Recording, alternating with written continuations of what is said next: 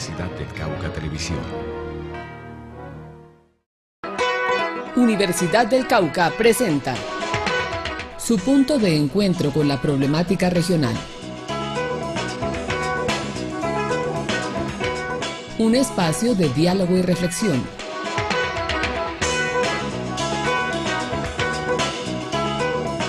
Perspectivas. ¿Qué tal, amigos y amigas? Bienvenidos a Perspectivas, programa de opinión y actualidad que realiza la Universidad del Cauca. Saludamos a esta hora a quienes nos acompañan a través de los canales locales de Popayán y el canal universitario Zoom Televisión. En el día de hoy me encuentro con un invitado muy especial, reconocido a nivel latinoamericano y mundial, como es Raúl Forner Betancourt. Él es filósofo cubano, pero es actualmente profesor de la Universidad de Bremen en Alemania y es conocido también por su propuesta de un diálogo intercultural desde la filosofía latinoamericana. Bienvenido, profesor Raúl Forner, es un honor tenerlo aquí en Perspectiva. Muchas gracias, el honor es para mí y gracias por la invitación. Bueno, profesor, hablemos sobre lo que es interculturalidad y cómo se relaciona la filosofía con este concepto. La relación de la filosofía con la interculturalidad es relativamente nueva. Esta relación se puede decir que es un desarrollo nuevo dentro del panorama filosófico que abarcaría los últimos 50 años, 40, 50 años. Y la relación viene porque la misma filosofía siente la responsabilidad de construir a la mejor convivencia humana a través de la comprensión mutua de las culturas en un proyecto común. Es decir, construir un horizonte espiritual, un horizonte conceptual común, compartido, que permita que la humanidad habite el mundo en mutuo respeto de la diversidad que la constituye. La cultura está relacionada con esas expresiones que identifican las comunidades, que identifican las poblaciones. La filosofía está relacionada con el pensamiento del hombre. ¿Cómo ve usted esta parte, esa combinación de ese pensamiento y esa acción? La conexión viene de que el pensamiento, por muy abstracto que sea, como supuestamente es el pensamiento de la filosofía, un pensamiento que para mucha gente es un pensamiento abstracto. Bien, por muy abstracto que sea el pensamiento filosófico necesita un arraigo cultural y el pensamiento filosófico se expresa en las lenguas de las culturas. No hay una lengua filosófica. El filósofo habla en inglés, habla en castellano, habla en quechua, habla en maya, una lengua maya. En Azayú, el caso de aquí. Entonces, esa comunicación del pensamiento pasa por el lenguaje que habla el filósofo, que habla la filosofía. La filosofía habla la lengua de las culturas. Y en ese hablar la lengua de las culturas, la filosofía se vincula directamente con las tradiciones que están sosteniendo esos lenguajes. Y al entrar en ese fundamento cultural que sostiene los lenguajes, la filosofía se relaciona con los rituales, con las simbologías de las culturas y empieza a pensar filosóficamente a partir de esas simbologías, de esos rituales, de esas tradiciones religiosas, etcétera, que alimentan lo que llamamos la diversidad cultural. Usted es uno de los pioneros en el mundo que ha relacionado estas dos partes, la interculturalidad y la filosofía. ¿De dónde surge este relacionamiento y de dónde salió este pensamiento? Bueno, ese pensamiento tiene que ver en parte con mi propia biografía. Yo soy cubano, nacido en Cuba, educado en Cuba. Respiro el mundo caribeño por familia, por tradición, por educación. ¿El son cubano? El son cubano, por memoria musical, todo. Y emigro, voy a Alemania en un contexto completamente distinto, no solamente geográficamente, sino por la memoria, por lengua, por costumbres, por códigos culturales que tienes que empezar a descifrar. Y todo eso va creando en mí la necesidad de buscar cómo es posible que culturas tan lejanas puedan comprenderse y entrar en un diálogo. intercultural, un diálogo de mutuo enriquecimiento. Entonces, esa es una parte biográfica que creo que ha sido una de las motivaciones para que yo dedique mi vida, mi tiempo a este proyecto filosófico que luego toma el nombre de filosofía intercultural. Por otra parte, ya más teórica si quieres, la experiencia mía de mis estudios en Alemania, ver cómo una cultura tan fuerte como la alemana tiene deficiencias fuertes también en la apertura al otro, y ver esa estrechez cultural a pesar de la larga tradición de las culturas. Y que uno respira que hay culturas que tienen sus deficiencias. Entonces, esa experiencia me motivó a mí, pero bueno, ¿cómo es posible que las culturas entren en una dinámica de diálogo que las ayude a enriquecerse mutuamente y, dado el caso, a corregirse mutuamente? Bueno, profesor, ¿y quiénes más siguen esta filosofía, este pensamiento? ¿Otros autores que también estén en esa misma línea? Es un movimiento, no soy yo el único, estoy en el grupo iniciador de América Latina, si quizás sea el primero, pero es un grupo que empezamos a compartir más o menos simultáneamente la misma preocupación. Y ahí está, por ejemplo, de la India, un filósofo de la India, Mal, un filósofo de África, Kasanda, Albert Kasanda del Congo, una filósofa austriaca, Bigman, y así podríamos ir citando aquí en América Latina, por ejemplo, de Argentina, la filósofa Dina Picotti, y así va aglutinándose un movimiento internacional que abarca el Asia, África, Europa, América Latina, Norteamérica. Entonces se va creando esta red, digamos, de comunicación entre filósofos y filósofas de varias partes del mundo. Bueno, profesor, vamos a nuestro primer corte promocionales y ya regresamos para hablar sobre este pensamiento y la incidencia en los países latinoamericanos. Ya volvemos. Somos academia, somos región, somos paz. Somos la Universidad del Cauca. Llevamos 190 años trabajando por el desarrollo científico, tecnológico y cultural del país, hacia una universidad comprometida con la paz territorial. Nuevamente con ustedes en Perspectivas, hoy tenemos como invitado al profesor Raúl Forné Betancourt, filósofo cubano, es uno de los precursores de la filosofía intercultural, especialmente en Latinoamérica. Profesor, hablemos sobre esa incidencia que tiene esa filosofía intercultural aquí en nuestros países en Latinoamérica.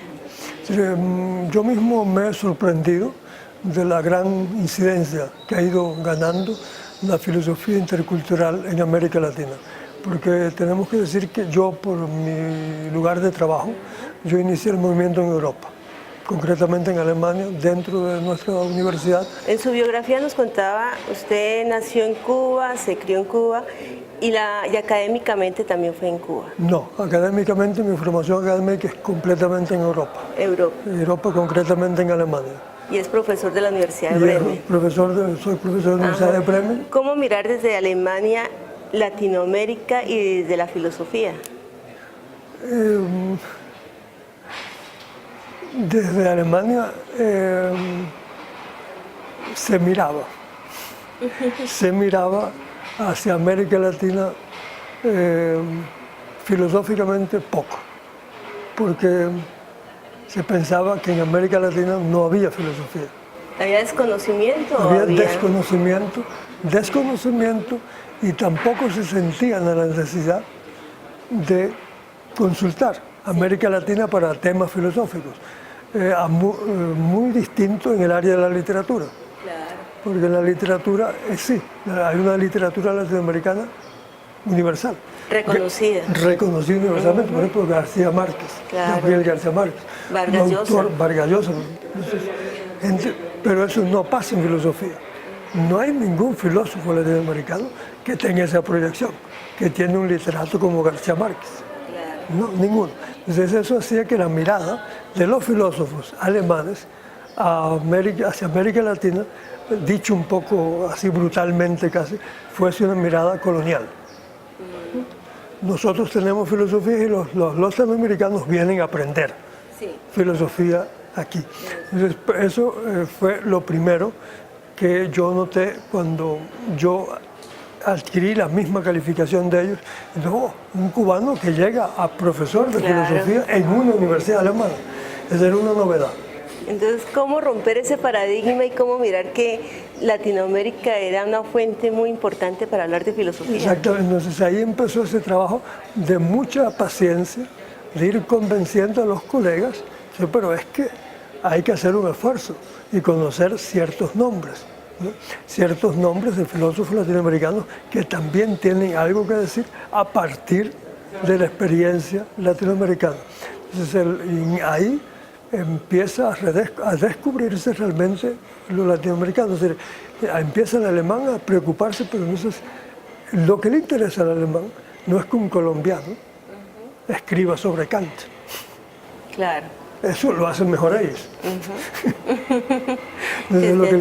Lo que le interesa a un alemán es que un colombiano escriba sobre las tradiciones de su país, que les dé a conocer.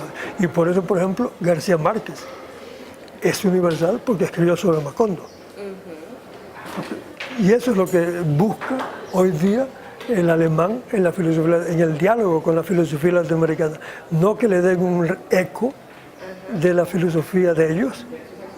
Nosotros los colombianos también conocemos a Hegel, conocemos a los filósofos alemanes, sino que digan, nosotros los colombianos pensamos nuestras circunstancias desde estos. O sea, fue como cambiando esos imaginarios que había a través de esa visibilización de la realidad, de las costumbres y del pensamiento que también se surgía. Y del pensamiento, eso es lo que interesa y ese es el diálogo intercultural, que un colombiano o un mexicano hable desde su propia tradición, desde su propia simbología ritual, con su propio lenguaje y se haga un esfuerzo de traducción. Claro. Por ejemplo, cuando se habla de filosofía, pues necesariamente se relaciona con Aristóteles, con Platón, con Sócrates, con Engels, con todos esos pensadores. Latinoamérica, ¿con quién los relacionamos? En América Latina tenemos una larga tradición filosófica y para descubrirla, lo primero que tenemos que hacer es revisar nuestros criterios para responder a la pregunta ¿qué es filosofía? Por ejemplo, en América Latina tenemos que aprender a que la filosofía está muy unida a la literatura y a la poesía. Entonces, que hay grandes reflexiones filosóficas dentro de autores que nosotros consideramos desde la academia filosófica con criterios estrechos solamente escritores. Por ejemplo, Octavio Paz. Un libro como El laberinto de la soledad de Octavio Paz es un libro filosófico. Entonces, pero bueno, ese sería un nombre que digo, bueno, es un literato. Pero tenemos filósofos también que digamos profesionales, como un Luis Villoro en México, o un Juan Carlos Escanone en Argentina, en el siglo XX. En el siglo XIX un Francisco de Bilbao. Es decir, tenemos muchos nombres que podríamos ir citando que son parte de nuestra historia filosófica. En Perú, Francisco Miró Quesada, Salazar Bondi. Es decir, podríamos ir nombrando en cada país muchos nombres, también mujeres, otro de los capítulos, que incluso, pero ya eso no es culpa del eurocentrismo, sino es culpa del patriarcalismo que ha habido también en la filosofía latinoamericana, que nombres de mujeres han sido olvidados. Entonces hay toda una obra por escribir. Yo particularmente he escrito un libro sobre filosofía y mujer en América Latina, donde he tratado de rastrear las mujeres marginadas y olvidadas en la filosofía latinoamericana, cómo ha sido una relación difícil, pero cómo hoy día tenemos una pléyade de mujeres filósofas que merecen todo reconocimiento. Claro, profesor, desde el punto de vista intercultural, América Latina es muy variada.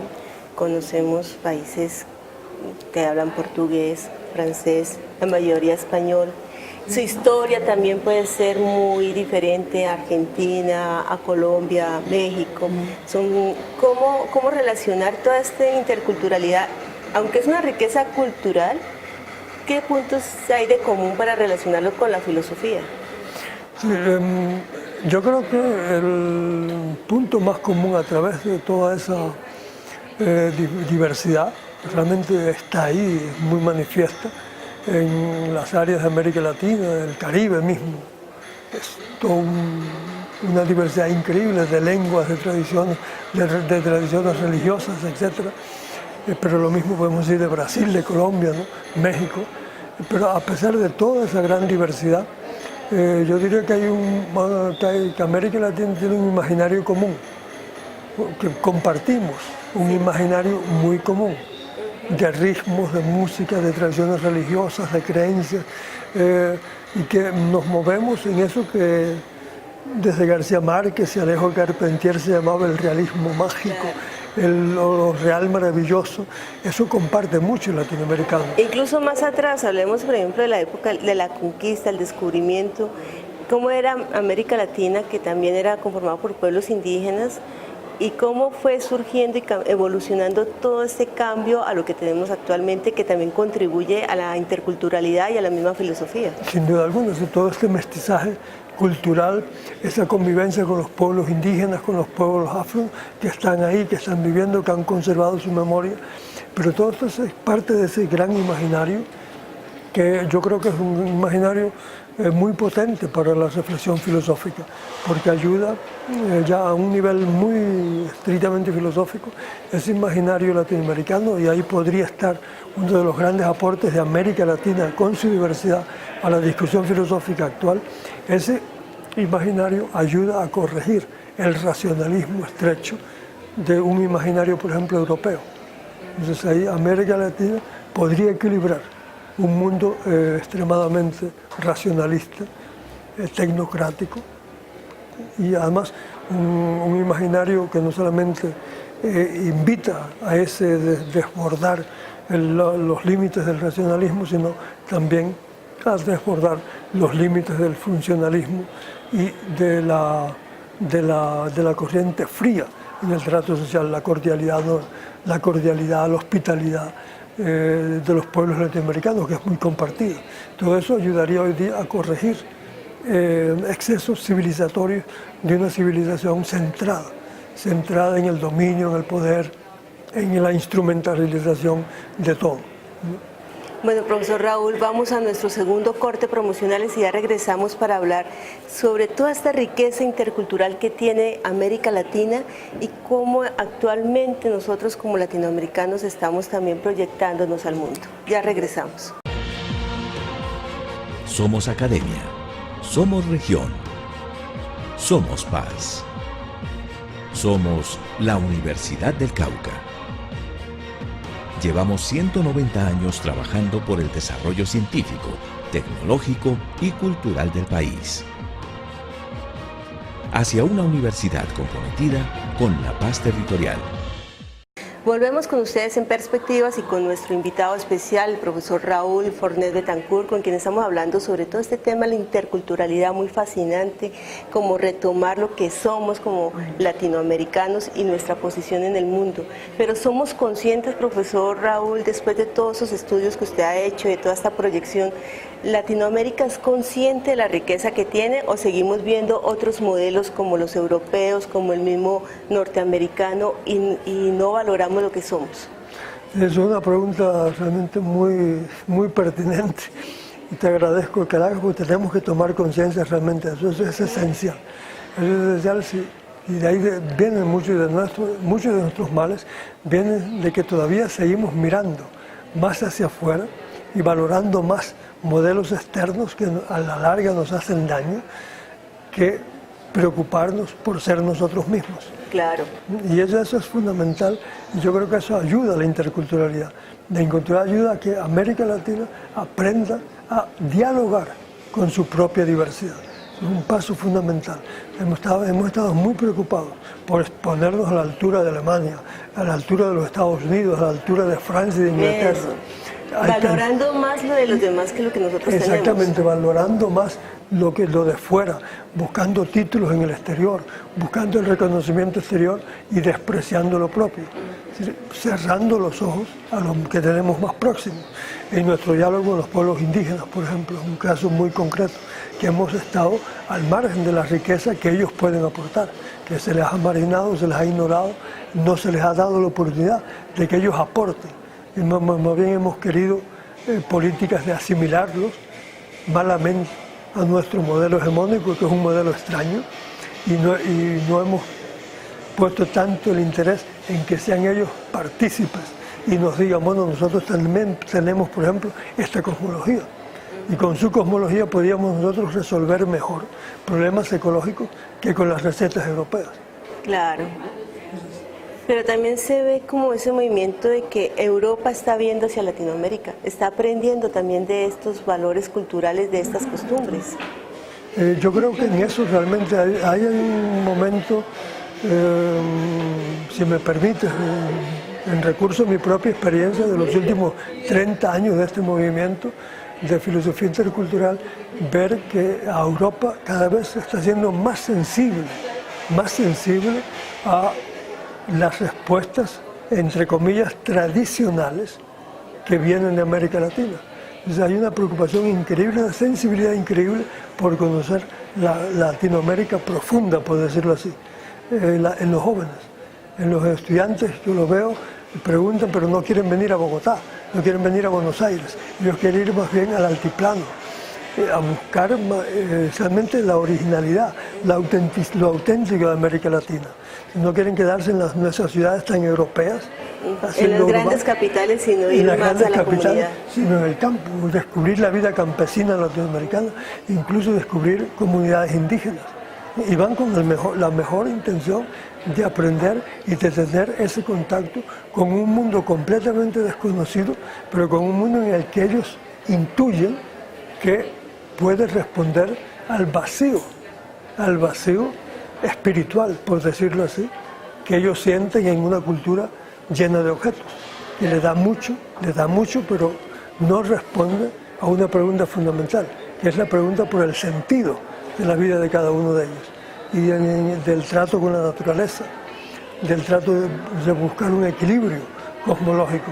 Y eso yo creo que es una nueva tendencia en la cultura europea, de abrirse buscando no solamente recetas técnicas desde su saber tecnológico, sino buscando la sabiduría que hay en culturas que hasta ahora se han sido despreciadas. Ese saber ancestral.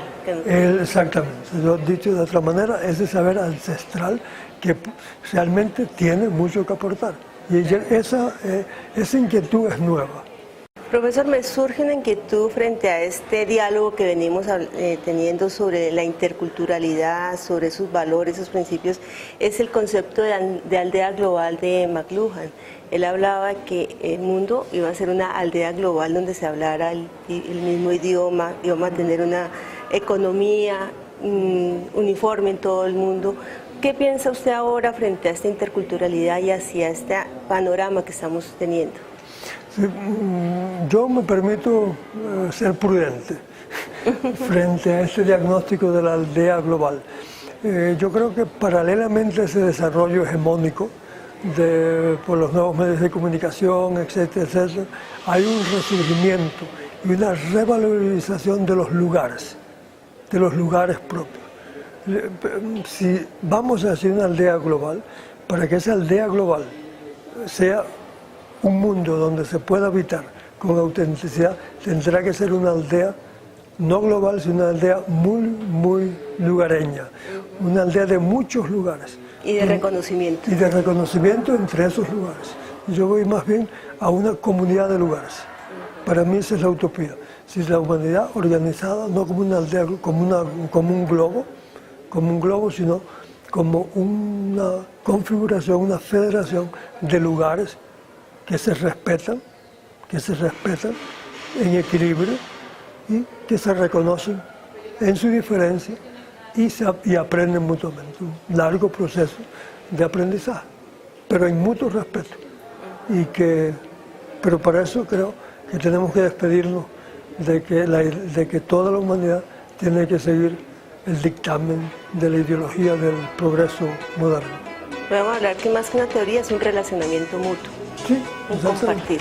Exactamente. Bueno, profesor Raúl Forné, muchas gracias por estar aquí en Perspectiva. Es un gusto haberlo tenido no solamente en nuestro programa, sino en la Universidad del Cauca como invitado de la Facultad de Ciencias Humanas y Sociales. El que da las gracias soy yo. Gracias. A ustedes muchas gracias y los esperamos la próxima semana en Perspectivas.